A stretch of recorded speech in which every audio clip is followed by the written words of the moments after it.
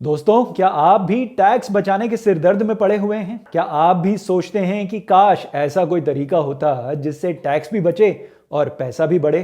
क्योंकि आज हम लाए हैं आपके लिए ईएलएसएस फंड्स, जिन्हें कहते हैं इक्विटी लिंक्ड सेविंग स्कीम्स।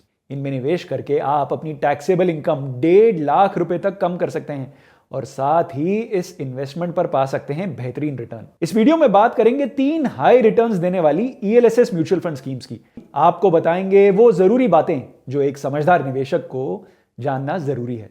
नमस्कार, मैं हूं मनीष तनेजा और आप देख रहे हैं जेड फंड्स। जेड फंड्स, जहां अब आप ले सकते हैं loan against your mutual funds unit. जी हां, कहीं से भी कभी भी की हो आपने म्यूचुअल फंड इन्वेस्टमेंट्स, इन इन्वेस्टमेंट्स को कोलैटरल रखकर आप ले सकते हैं लोन जेड फंड्स ऐप पे। कैसे? जेड फंड्स के loan against mutual fund feature के थ्रू। तो आज ही जेड फंड्स ऐप डाउनलोड करें और जानें loan against mutual fund feature के बारे में। जेड फंड्स, जहां है आपकी इन्वेस्टमेंट्स सही और आसान। सबसे पहले आइए समझते हैं कि आखिर ईएलएसएस म्यूचुअल फंड्स होते क्या हैं, और फिर जानेंगे किन इन्वेस्टर्स को इन म्यूचुअल फंड स्कीम्स में इन्वेस्ट करना चाहिए और किन इन्वेस्टर्स को ये म्यूचुअल फंड स्कीम्स अवॉइड करनी चाहिए। ईएलएसएस म्यूचुअल फंड्स वो टैक्स सेविंग म्यूचुअल फंड्स होते हैं जो इन्वेस्टर्स को सेक्शन 80C के अंतर्गत 1.5 लाख रुपए तक की टैक्सेबल इनकम कम करने में मदद करते हैं। इन म्यूचुअल फंड स्कीम्स को अपने टोटल एसेट्स का मिनिमम 80% इक्विटी स्टॉक्स जैसे स्मॉल कैप, मिड कैप और लार्ज कैप स्टॉक्स में इन्वेस्ट करना होता है। और इन फंड्स में 3 साल का एक लॉक इन पीरियड होता है। यहां पर आपको यह भी ध्यान रखना है कि अगर आप एसआईपी के माध्यम से इन फंड्स में अपनी इन्वेस्टमेंट्स करते हैं, आपके हर एसआईपी इंस्टॉलमेंट का 3 सालों का लॉक इन पीरियड होगा। अगर आप मंथली एसआईपी का विकल्प चुनते हैं तो आपकी पहली एसआईपी अगले 3 सालों के लिए लॉक हो जाएगी। इसी तरह आपकी दूसरे मंथ की एसआईपी उस डेट से अगले 3 सालों के लिए लॉक हो जाएगी। आइए इसको एक उदाहरण के माध्यम से समझते हैं।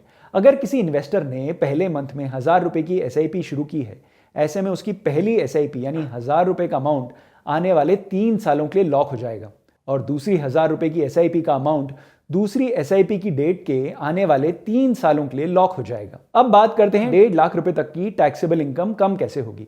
यह बेनिफिट ओल्ड टैक्स रिजीम में अवेलेबल है। अगर आप न्यू टैक्स रिजीम को ऑप्ट करते हैं तो इसका बेनिफिट आपको नहीं मिलेगा। अगर आप न्यू टैक्स रिजीम को ऑप्ट करते हैं तो आप ईएलएसएस फंड्स को इग्नोर भी कर सकते हैं। लेकिन अगर आप ओल्ड टैक्स रिजीम के तहत टैक्स बचाना चाहते हैं या फिर आप एक बिगिनर हैं, तो आपके लिए ईएलएसएस फंड्स एक बेहतर इन्वेस्टमेंट ऑप्शन हो सकते हैं। अगर आप शेयर मार्केट में म्यूचुअल फंड्स के माध्यम से अपनी इन्वेस्टमेंट्स की शुरुआत करना चाहते हैं तो आप ईएलएसएस फंड से अपनी इन्वेस्टमेंट्स की जर्नी शुरू कर सकते हैं। इन फंड्स में इन्वेस्टमेंट्स करने का सबसे बड़ा फायदा होता है कि आप इन फंड्स से किसी भी सिचुएशन में अपना पैसा एक निर्धारित समय से पहले रिडीम नहीं कर सकते। इससे होता यह है कि अगर मार्केट में गिरावट हो रही हो तो आप चाहते हुए भी पैनिक में अपना पैसा रिडीम नहीं कर सकते, जिससे आने वाले समय में आपको अच्छा रिटर्न मिल सकता है। ईएलएसएस फंड्स में आप अपनी इन्वेस्टमेंट करने लगते हैं तो आपको पता होता है कि आप इन फंड्स में 3 साल से पहले अपनी इन्वेस्टमेंट को रिडीम नहीं कर सकते हैं, जिससे आप लगातार अपनी इन्वेस्टमेंट को ट्रैक किए बिना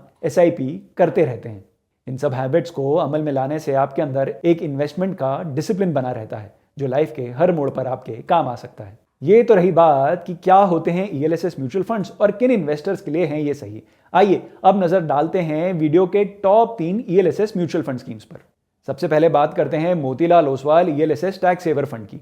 Motilal Oswal ELSS tax saver fund ने पिछले 1 साल में 32.77% का रिटर्न दिया है, पिछले 3 सालों में 21.55% का सालाना रिटर्न दिया है और पिछले 5 सालों में 21.36% का सालाना रिटर्न दिया है। वहीं स्कीम के benchmark Nifty 500 total return index ने पिछले 1 साल में 12.32% का रिटर्न दिया है, पिछले 3 सालों में 12.30% का सालाना रिटर्न दिया है और पिछले 5 सालों में 17.66% का सालाना रिटर्न दिया है। यानी इस टैक्स सेवर फंड ने 1, 3 और 5 साल के टाइम होराइजन में अपने बेंचमार्क को कॉम्प्रिहेंसिवली आउट परफॉर्म किया है। अगर इस फंड के रिटर्न्स को ईएलएसएस कैटेगरी के रिटर्न से कंपेयर करें तो इसके लिए आप स्क्रीन पर दिए गए ईएलएसएस कैटेगरी के रिटर्न्स भी देख सकते हैं। इस कैटेगरी ने पिछले 1 साल में 14.5% का रिटर्न दिया है, पिछले 3 सालों में 12.93% का सालाना रिटर्न दिया है और पिछले 5 सालों में 17.76% का सालाना रिटर्न दिया है। जी हाँ, Motilal Oswal ELSS tax saver fund ने अपनी कैटेगरी से बेटर रिटर्न दिए हैं। आइए स्कीम का मार्केट कैप्स के हिसाब से एलोकेशन देखते हैं। फंड ने लार्ज कैप स्टॉक्स में एक्सपोजर लिया हुआ है 50.16%, मिड कैप स्टॉक्स में 47.25% और स्मॉल कैप स्टॉक्स में 2.59% ऑफ द एयूएम इन्वेस्टेड है। इस ईएलएसएस स्कीम का अगर सेक्टर वाइज इन्वेस्टमेंट देखा जाए तो सबसे ज़्यादा exposure consumer discretionary, industrials, technology और फाइनेंशियल सर्विसेज के स्टॉक्स में किया गया है। Motilal Oswal fund management house के फंड मैनेजमेंट प्रोसेस के बारे में जानने के लिए इस फंड हाउस की दूसरी म्यूचुअल फंड स्कीम्स पे बनाए गए हमारे वीडियो जरूर देखें।